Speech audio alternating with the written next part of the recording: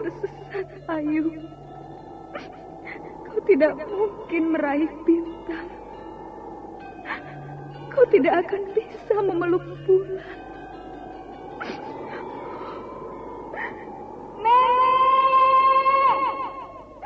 Nenek Raga Runting! Ayu! Ayu!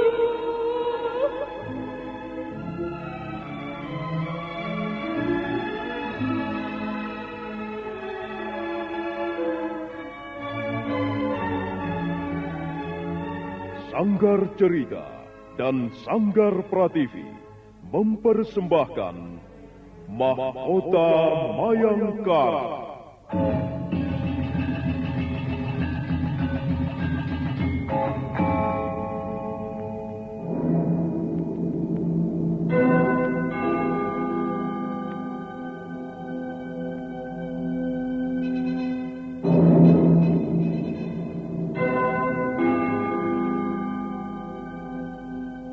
Cerita ini lanjutan dari Tutur Tinular. Kisah berlangsung pada zaman pemerintahan Prabu Jayanegara atau Kala Gemet, Raja Majapahit yang kedua.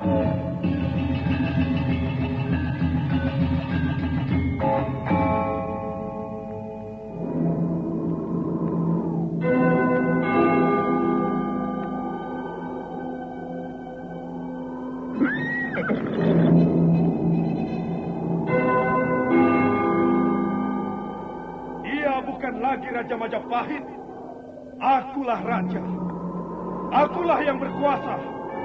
Ayo, obrak-abrik desa Ganding, tangkap Jayanegara, tangkap Jayanegara.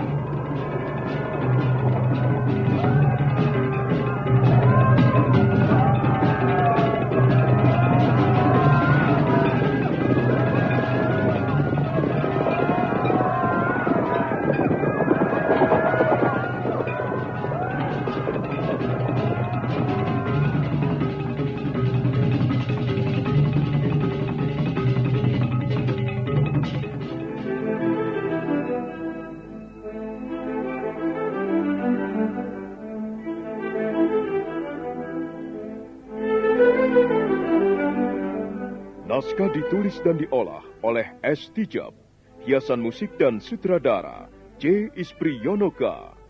Kali ini mengetengahkan episode ke-15 dengan judul Banjir Darah di Lamajang.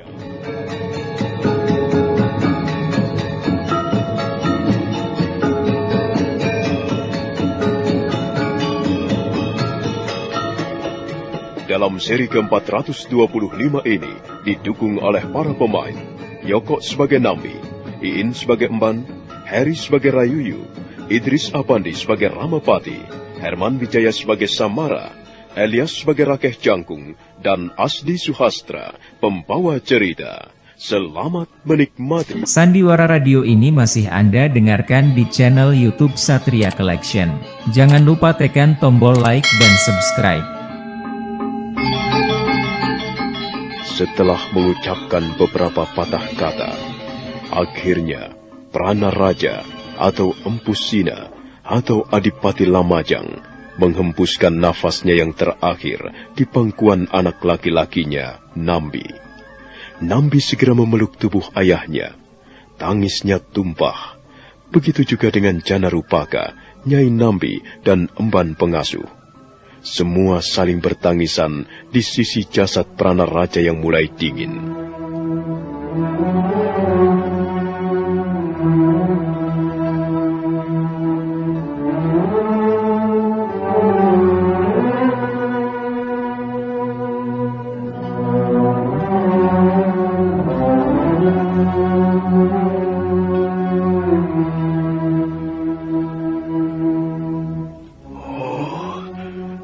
Ayahanda, akhirnya kau menghembuskan nafas juga. Aku merasa berdosa atas kegagalanku untuk mengobatimu. Yang Agung, terimalah Ayandaku di sisimu. Tempatkanlah dia pada tempat yang baik. Ayahanda Pranaraja.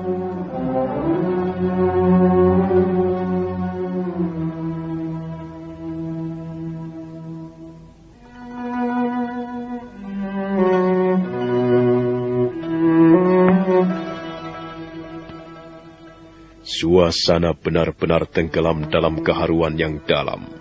Setelah beberapa saat Nambi memeluk jasad ayahnya, kemudian dia pun membaringkannya dengan tenang di balai-balai. Gusti Pati, ini ada surat wasiat dari ayahanda Gusti Pati. Beliau memberikan surat wasiat ini ketika Gusti Pati sedang pergi ke Pondok Maisapawaka. Ya, terima kasih Bibimban. Setelah surat wasiat itu diterima oleh Nambi, perlahan Nambi pun membuka lembaran kain indah itu. Surat wasiat itu segera dibacanya. Rupanya isi surat itu adalah berupa wejangan tentang sikap Satria Lamajang, tentang budi pekerti, dan juga tentang kekuasaan Dewata Agung. Setelah beberapa saat lamanya, Nambi selesai membaca surat wasiat itu. Surat wasiat itu pun segera dilipatnya kembali. Tidak kusangka, ternyata ayahanda masih sempat menuliskan surat wasiat di saat-saat keadaannya sedang kritis. Oh, ayahanda Pranaraja, aku berjanji akan memahami dan mengikuti jejakmu tentang sikap Satria Lamajang yang kau paparkan lewat surat wasiat ini.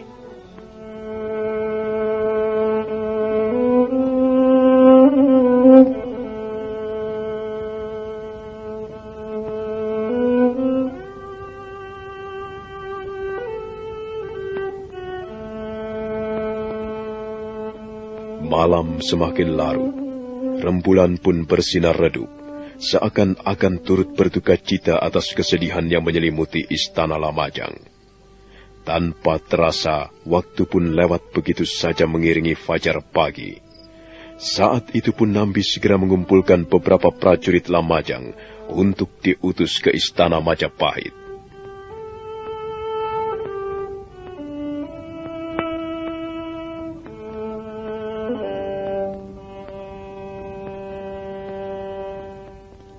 Prajurit, surat ini harus segera kalian sampaikan pada Gusti Prabu. Aku berharap secepatnya kalian bisa sampai di istana Majapahit. Baik, Gusti Pati. Nah, aku rasa tak ada yang dibicarakan lagi. Berangkatlah sekarang juga, agar besok sore kalian sudah sampai. Baik, Gusti. Kalau begitu, hamba mohon diri. Iya. Berhati-hatilah dalam perjalanan kalian.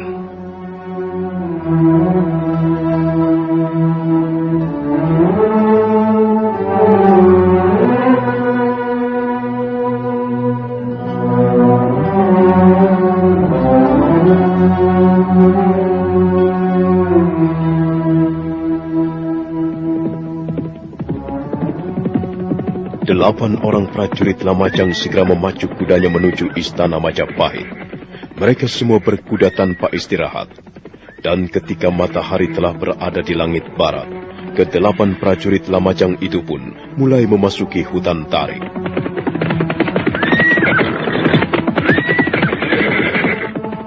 Perlahan malam membentang, dan rembulan pun kembali membuka matanya. Delapan prajurit Lamajang masih terus berkuda. Akhirnya, seiring matahari muncul dan meninggalkan punggung bukit, mereka pun mulai memasuki pintu gapura perbatasan kota Raja Majapahit.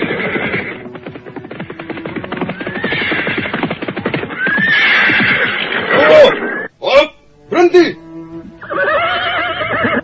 Siapa kalian? Dan ada tujuan apa kalian berani masuk ke pintu gapura perbatasan kota Raja Majapahit? Kami semua adalah prajurit Lamajang. Kedatangan kami kemari ingin menghadap Gusti Prabu untuk menyampaikan surat berita duka cita bahwa Gusti Adipati Lamajang wafat. Oh, jadi kalian prajurit Lamajang? Benar. Kalau begitu, tunggulah sebentar di sini. Aku akan melapor dulu ke dalam. Wah, kenapa harus melapor ke dalam dulu? Kami harus buru-buru. Dan lagi, ini hanya menyampaikan surat saja. Kalian harus tunggu di sini, sekalipun hanya untuk menyampaikan sepucuk surat. Kalau aku sudah kembali dan mendapat izin untuk mempersilakan kalian masuk, baru kalian boleh menghadap Gusti Prabu. Sudah paham? Nah, tunggulah di sini. Setan. Sombong sekali prajurit Majapahit ini. Sikap mereka benar-benar memuakkan. Mereka seolah-olah tidak menghargai tamu yang akan hadir.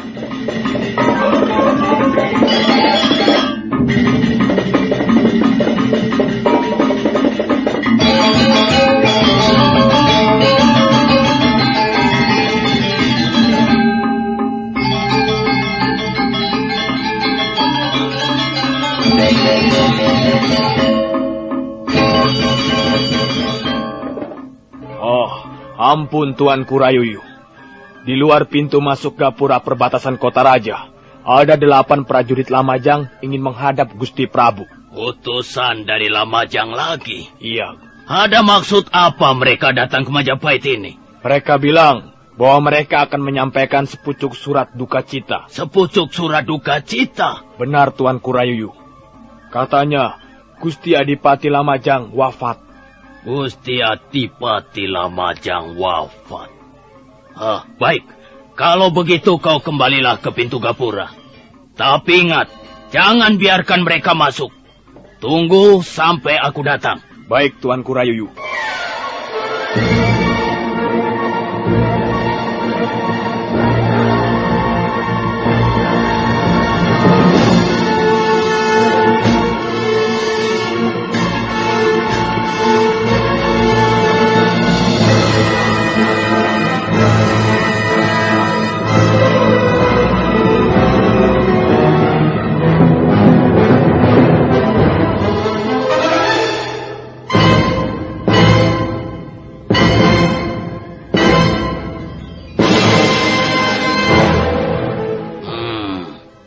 Jadi Prana Raja telah wafat.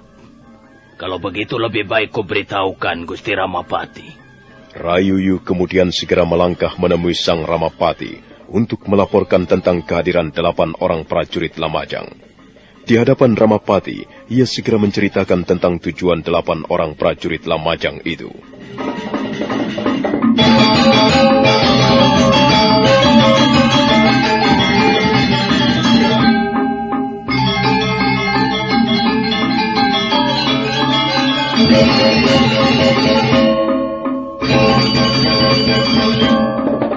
Demikianlah, Gusti. Tujuan 8 orang prajurit Lamajang itu. Jadi Prana Raja meninggal. Iya, Gusti. Kalau begitu hal ini tidak boleh diketahui oleh Gusti Prabu. Aku tidak mau kematian Prana Raja dibesar-besarkan dan mendapat perhatian dari Gusti Prabu. Lalu bagaimana, Gusti? Iya, disingkirkan saja 8 orang prajurit bodoh itu. Aku tidak mau siapapun orangnya jika itu utusan dari Nami datang untuk menghadap Gusti Prabu. Jadi hamba harus menyingkirkan 8 orang prajurit itu, Gusti. Aduh, masih saja bertanya. Disingkirkan. Ini tugasmu. Bunuh mereka. Jangan biarkan ada satu orang pun yang selamat. Satria Collection bawa hiburan dengan gaya yang tak pernah padam. Jangan ragu, klik subscribe. Jadikan harimu lebih hidup. Baik, Gusti. Kalau begitu hamba permisi, Gusti. Kesempatanku untuk menghancurkan Nambi semakin terbuka saja. Apalagi setelah kematian ayahnya ini. Gusti Prabu memang tidak boleh tahu dengan kabar kematian ini. Sekalipun beliau tahu tentang berita ini, aku akan mengaturnya serapi mungkin.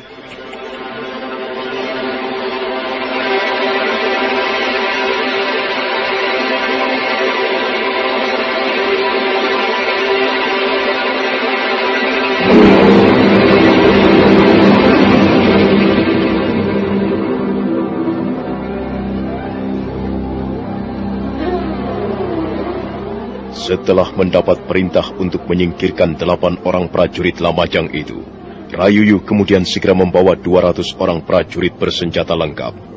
Melihat kehadiran Rayuyu bersama 200 orang prajurit, prajurit-prajurit Lamajang jadi terkejut.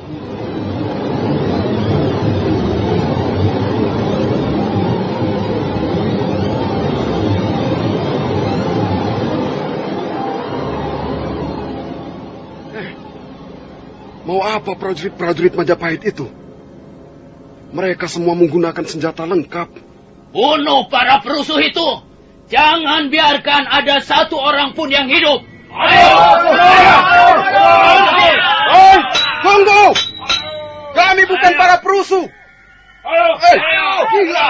Apa-apaan ini? Cepat! Habisi mereka! Ayo!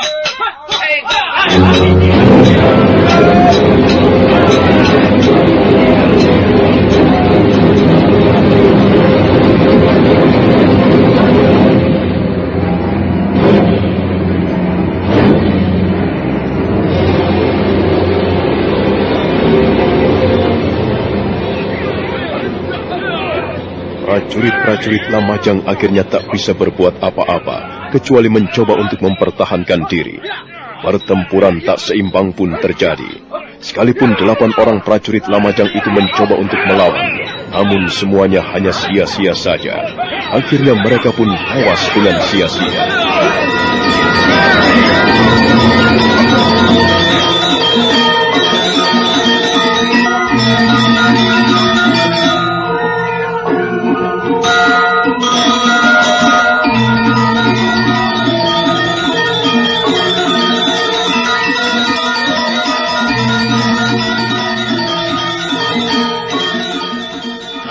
Bagus.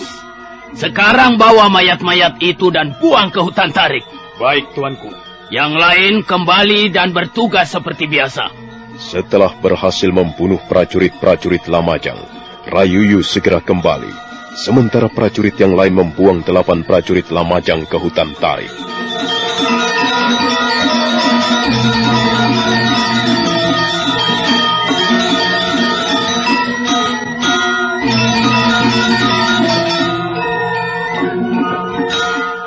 Setelah 8 orang prajurit Lamajang dibuang, rupanya kasak-kusuk berita kematian Adipati Lamajang atau Pranaraja sampai juga ke telinga Samara.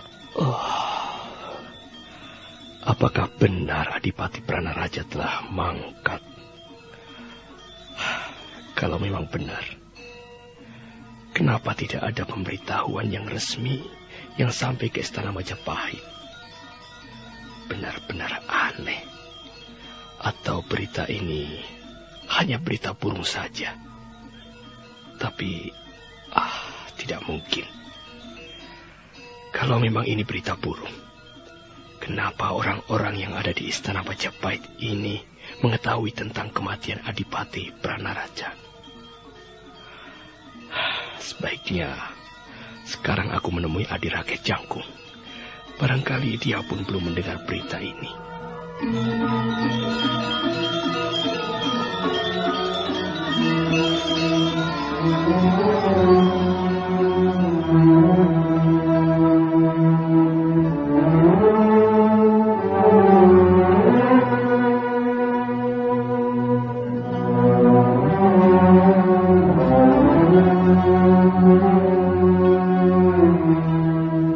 Ya, aku juga sudah mendengar berita tentang mangkatnya Adipati Pranaraja, Kakang Samara. Lalu, bagaimana pendapatmu, Di? Menurutku mungkin saja berita itu benar. Ya, kalau memang demikian, bagaimana kalau sekarang kita menemui Gusti Prabu? Barangkali Gusti Prabu belum mengetahuinya. Setelah itu, kita minta izin untuk datang ke Lamajang. Biar bagaimanapun, kita harus memastikannya ke sana, Rake Jangkung. Benar, Kakang Samara. Kita memang harus memastikan kebenarannya.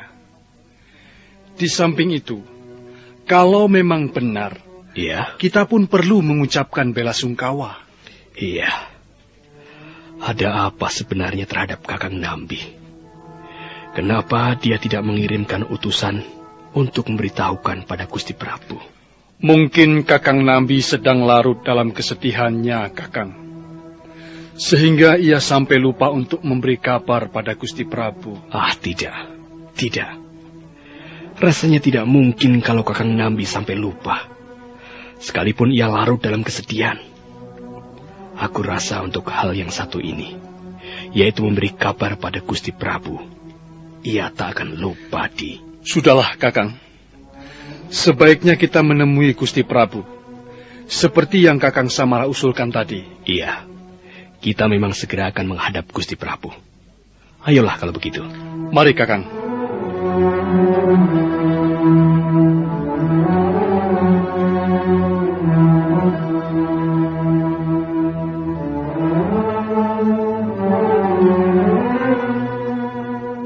Samara dan Rakeh Jangkung kemudian segera pergi meninggalkan wismanya. Keduanya segera bergegas langsung menuju ruangan pribadi raja. Tapi ketika ia telah sampai di pintu ruangan itu, salah seorang prajurit pengawal pribadi raja menjelaskan bahwa Gusti Prabu Jayanegara tidak ada di tempatnya. Beliau sekarang berada di istana Kapopongan. Bagaimana, Kakang Samara? Ya, Aku juga bingung. Apakah kita akan ke istana Kapopongan atau tidak? Seandainya kita datang ke sana, sudah pasti Gusti Prabu akan marah. Karena merasa terganggu istirahatnya. Di, menurut kau sendiri, bagaimana, Di? Menurutku sebaiknya kita temui saja, Kang. Barangkali dengan adanya kabar ini, Gusti Prabu akan berterima kasih kepada kita. Kita coba saja menghadapnya, Kang.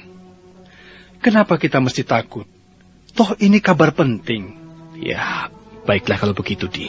Keduanya kemudian kembali melangkah meninggalkan tempat itu. Sekarang Samara dan Rakeh Jangkung berkuda menuju istana Kapopongan. Sekalipun keduanya mencoba untuk memberanikan diri menghadap Prabu Jayanegara, tapi dari wajah keduanya nampak sekali keraguan. Mereka khawatir, takut Prabu Jayanegara menjadi marah.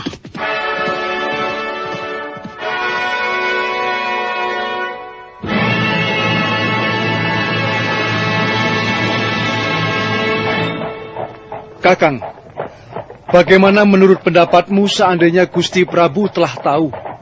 Kemudian kita berdua tidak diizinkan untuk pergi ke Lamajang. Kita harus tetap pergi, Di. Apapun caranya dan risikonya. Kakang Nambi sudah seperti saudara kita.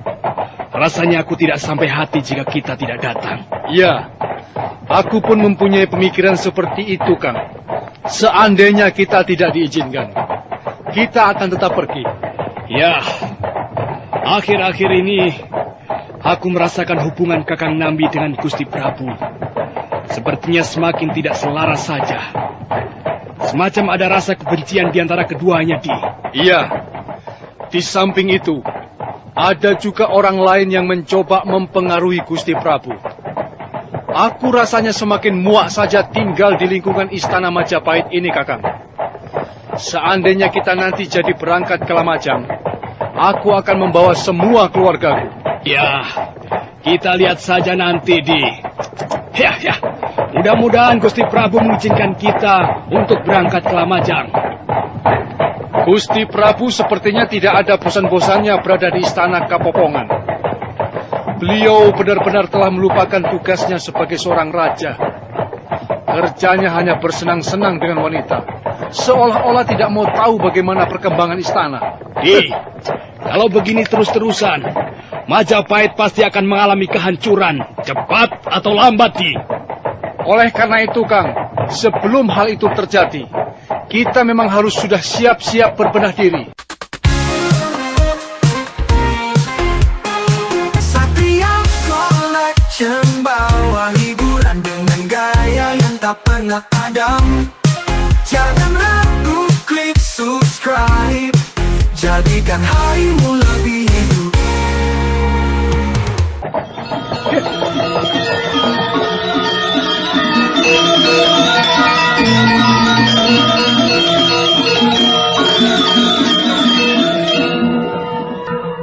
Setelah Samara dan Rakeh Jangkung sampai di istana Kapopongan, keduanya kemudian dipersilakan prajurit jaga untuk menunggu di Puri Kulirangan. Sementara prajurit itu melangkah untuk menemui Prabu Jayanegara di ruang istirahatnya. Mudah-mudahan saja Gusti Prabu mau menerima kita, Kakang Samara. Iya, Adirake. Kakang, coba perhatikan suasana di Puri Kulirangan ini. Ruangan ini begitu indah dan sangat menyolok sekali kemewahannya. Apakah Gusti Prabu tidak sadar dengan biaya yang dikeluarkannya? Sepertinya dia hanya mementingkan diri sendiri daripada kemakmuran rakyatnya. Benar, Adi. Pajak bumi ia naikkan. Dia bilang untuk kemakmuran rakyat, kepentingan rakyat. Tapi nyatanya sampai saat ini, rakyat masih tetap saja banyak yang menderita. Sementara dia sendiri bersenang-senang di tempat ini.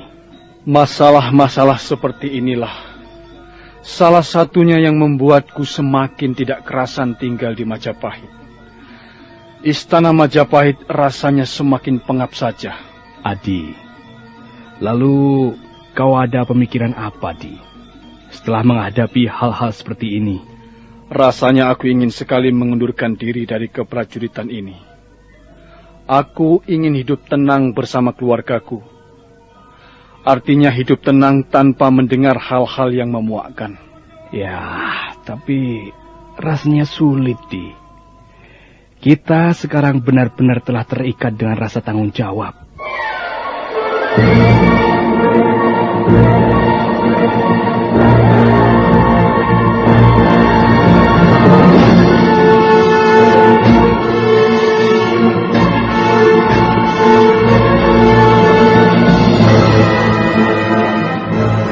Sementara itu, di ruang peristirahatan Prabu Jayanegara, saat itu Prabu Jayanegara sedang berjumbu dan bersenda gurau dengan dua orang wanita persembahannya, Ken Lindi dan Ken Rimang. Bagaimana perasaanmu hari ini, Ken Lindi? Hamba senang sekali, Gusti Prabu. Apalagi Gusti selalu berada di sisi hamba. Dan kau, Ken Rimang? Perasaan hamba pun tidak berbeda dengan Ken Lindi, Gusti. Hamba senang karena hamba bisa menyenangkan hati Gusti Prabu. Sekarang aku mau tahu, apakah di hatimu ada perasaan untuk meninggalkan istana ini? Artinya, perasaan bosan melayaniku. Tidak, Gusti Prabu. Hamba adalah milik Gusti Prabu. Jadi apa gunanya hamba berniat pergi? Lagi pula di sini semuanya telah tersedia. Hamba bisa menikmati kesenangan tanpa harus bersusah payah. Tidak seperti di luar. Lalu kau bagaimana, Ken Lindi? Hamba pun cukup kerasan tinggal di sini.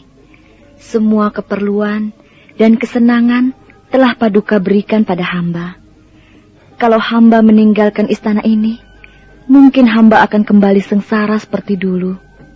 Apakah ucapan kalian keluar dari hati nurani kalian? Artinya, bukan hanya sekedar di mulut saja. Sungguh, Gusti Prabu. Untuk apa kami membohongi junjungan kami sendiri? Gusti Prabu adalah segala-galanya bagi kami. Benar, Gusti Prabu.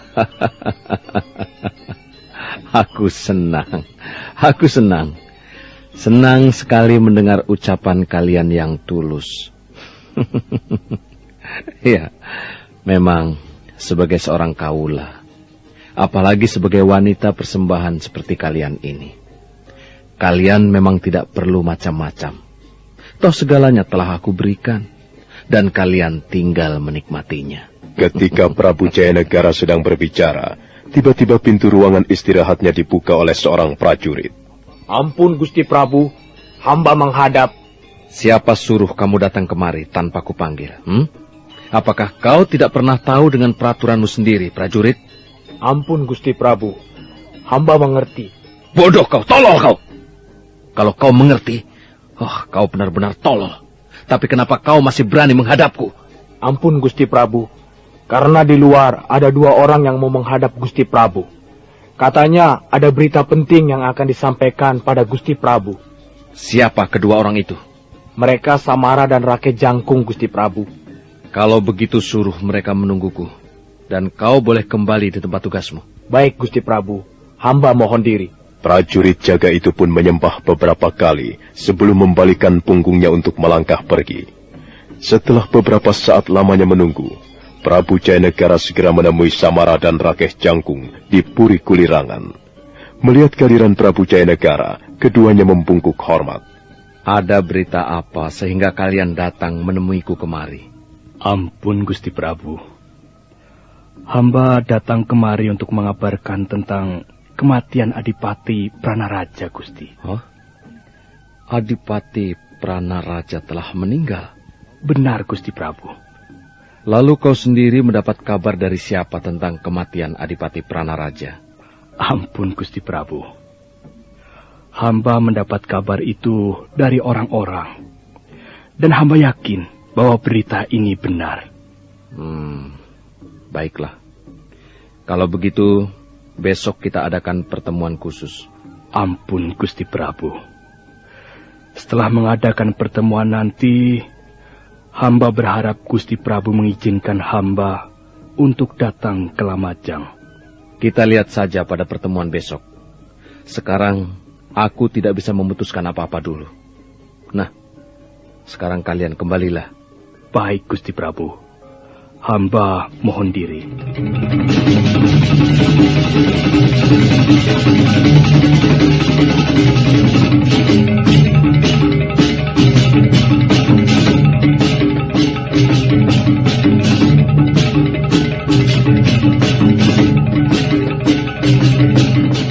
Setelah Samara dan Rakeh Jangkung bertemu dengan Prabu Jayanegara, pada keesokan harinya diadakan pertemuan khusus di Balai Paseban Agung. Pertemuan itu hanya dihadiri oleh beberapa pejabat penting kerajaan. Semua sudah berkumpul, termasuk Prabu Jayanegara sendiri.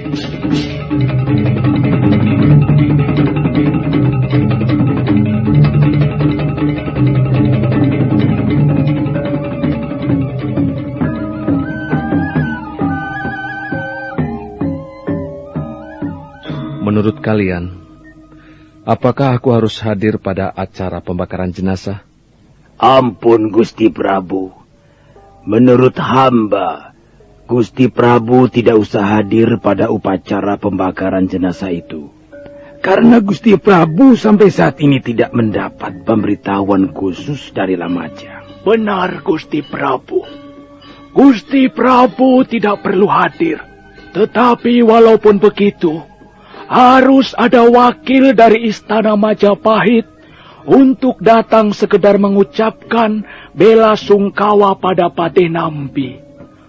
Ampun, Gusti Prabu. Bagaimana menurutmu, Eyang Patih? Ampun, Gusti Prabu. Hamba setuju dengan usul Adi Aryatada. Kita memang perlu mengirim utusan untuk menyampaikan piagam penghargaan dan sekaligus mengucapkan bela sungkawa mewakili Gusti Prabu. Dan kalau Gusti Prabu setuju, hamba bersedia mewakili Gusti Prabu untuk datang ke Lamajang. Baiklah, kalau memang Eyang Patih bersedia mewakiliku. Iya, Gusti Prabu. Kalau begitu, aku rasa pertemuan khusus ini sudah selesai. Dan kau, Eyang Patih, aku tidak ingin kau lama-lama berada di Lamajang. Iya, Gusti Prabu. Setelah beberapa saat lamanya pertemuan itu berlangsung, akhirnya pertemuan itu pun selesai. Tapi setelah pertemuan itu, Samara dan Rakeh Jangkung kecewa sekali karena ia tidak diberi kesempatan untuk datang ke Lamajang menjenguk Nambi. Kurang ajar. Ternyata keinginan kita tidak ditanggapi oleh Gusti Prabu. Malah si kepala tua itu yang akan berangkat ke Lamajang. Suasana di Istana Majapahit ini benar-benar memuakkan. Ramapati selalu mencari muka di hadapan Gusti Prabu. Memang kita tak akan pernah bisa berkutik selama si kepala tua itu masih hidup. Lalu bagaimana sekarang, Kakang? Aku juga tidak tahu, Adirake. Sekarang aku benar-benar gelisah. Bagaimana kalau kita bertekad saja pergi ke Lamajang? Dan bukankah sebelumnya kita mempunyai rencana begitu? Kalau seandainya Gusti Prabu tahu dengan kepergian kita bagaimana, Adi? Itu urusan belakang, Kakang. Apapun resikonya, kita harus hadapi. Yang penting kita bisa pergi ke sana. Bagaimana? Baiklah. Kalau memang itu jalan yang terbaik, Di. Kalau begitu, sebaiknya kita berkemas. Dan secepatnya kita berangkat. Mari, Kakang. Sandiwara Radio ini masih Anda dengarkan di channel YouTube Satria Collection. Jangan lupa tekan tombol like dan subscribe.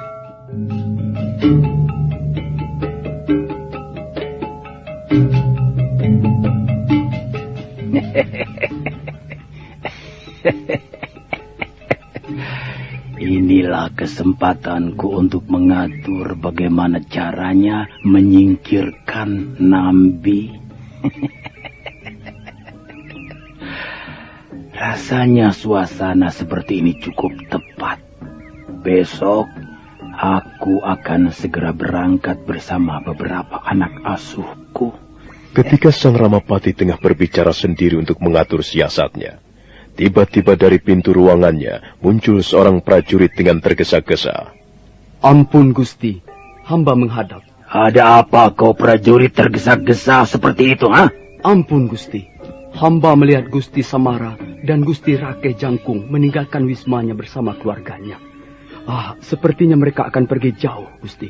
Samara dan Rakeh Jangkung meninggalkan wismanya bersama saudaranya? Ya. Mau kemana mereka?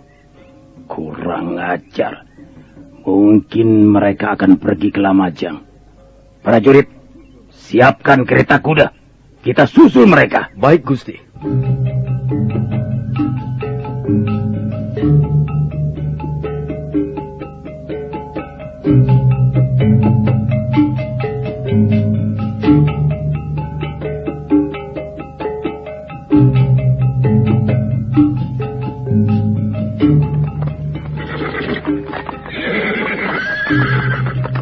Benar saja, rupanya Samara dan Rakeh Jangkung sudah meninggalkan wismanya. Mereka pergi dengan menggunakan 2 kereta kuda, sementara Samara dan Rakeh Jangkung menunggang kuda untuk menjaga keluarganya. Mudah-mudahan saja tidak ada prajurit Lek Sandi Ramapati yang melihat kita, Kakang Samara. Ya, mudah-mudahan saja, Di. Aneh, Kakang. Tiba-tiba perasaanku jadi berdebar-debar begini. Ya, itulah hati kita, Di. Siapapun orang yang berbuat salah, dan jika sedang dilakukan, hatinya pasti berdebar-debar. Seperti sekarang yang kita lakukan ini, Di. Sekalipun tindakan ini benar menurut kita, toh perbuatan ini termasuk perbuatan yang salah. Sudahlah, Adi Rakeh. Nanti pun hatimu akan tenang. Iya, Kakang. Kalau dipikir-pikir, kasihan juga Kakang Nambi. Keadaannya sekarang benar-benar tidak tentram. Sebagian besar dari orang-orang istana sudah tidak menginginkan dia lagi menjabat sebagai patih. Tapi biar bagaimanapun, aku akan tetap berpihak pada Kakang Nambi. Iya, Di. Kalau Kakang Nambi mundur menjadi patih, maka kita pun akan turut mundur untuk menanggalkan jabatan kita. Apa artinya sebuah jabatan kalau hati kita tertekan?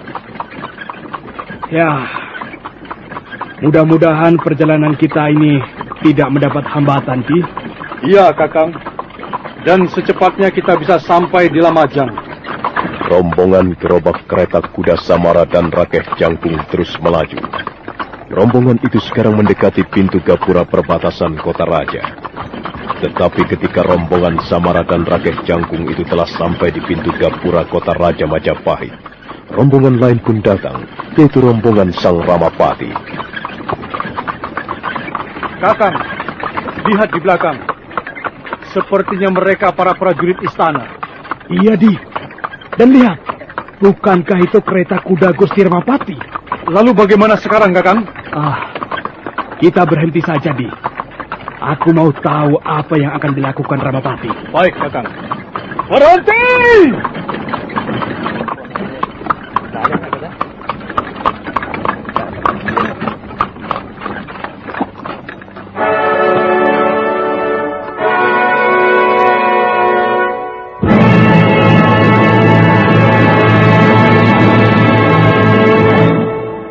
rombongan Sang Ramapati berhenti.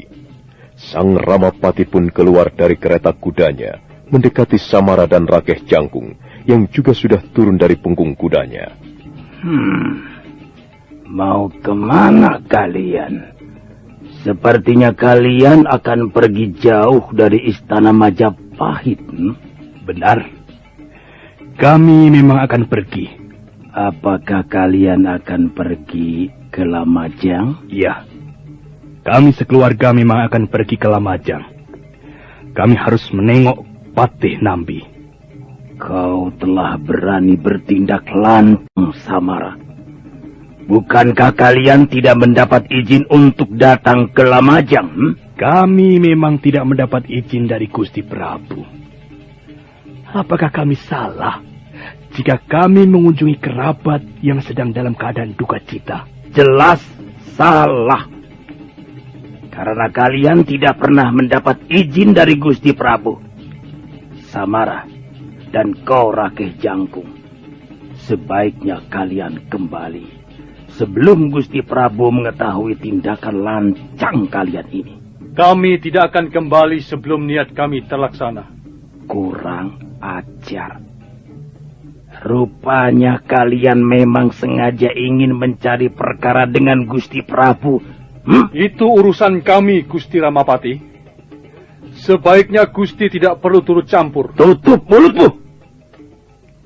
Jadi kalian tetap tidak mau kembali. Baik, baik. Kalau begitu aku akan melaporkan pada Gusti Prabu bahwa kalian telah berani bertindak lancang.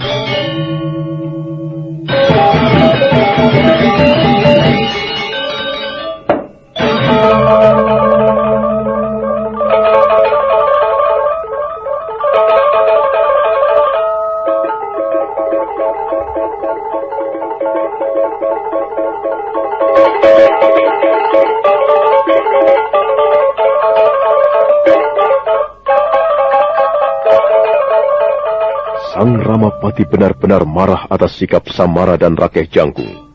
Keduanya seolah-olah tidak peduli lagi dengan kata-katanya. Dia benar-benar ingin melaporkan hal itu pada Prabu Jayanegara. Nah, saudara pendengar, bagaimanakah kisah selanjutnya? Silahkan menunggu seri berikutnya. Sampai jumpa.